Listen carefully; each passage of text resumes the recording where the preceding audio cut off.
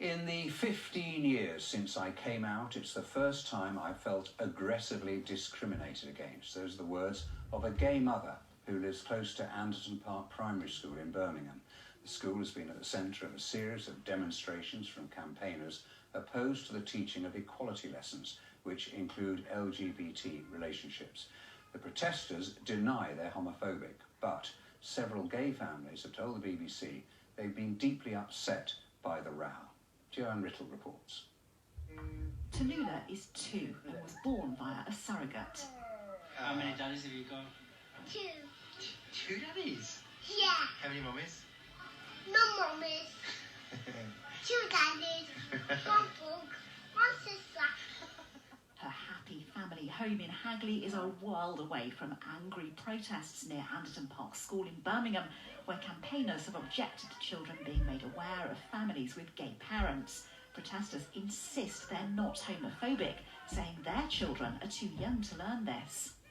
People don't understand or don't want to understand the fact that, you know, family is family, and it's not necessarily about I guess, gender or who you lay next to at night. This is about us having a loving home and a loving family where our kids are loved and protected. It makes me feel like we're going backwards. It makes me feel that we've taken so many steps towards being inclusive and that our family, or our family as we see it, is accepted. Pink eyes. Michael and Wes have been married for 5 years and their surrogate is now pregnant with a son. In the light of these protests, how do you now feel about Tallulah starting school? I don't want Tallulah going to school having to feel judged or embarrassed or shamed that other children aren't educated about the family that she comes from. They run a website to raise awareness of same-sex parenting. The family's also appeared in TV adverts for high-profile companies.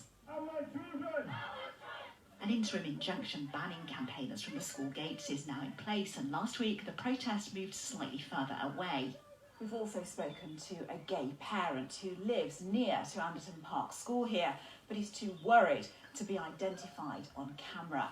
She said, like many of my friends and neighbours, I've been deeply saddened by the protests. The school is not far from my house, and in the 15 years since I came out, this is the first time I felt aggressively discriminated against. Some, though not all, protesters say it's a faith issue. I guess the life that I live isn't agreeable to every single faith and community, and I understand that. But what I also am passionate about is that we live in a society where we're all protected by equality. Joanne Riddle, BBC Midlands Today. A fire at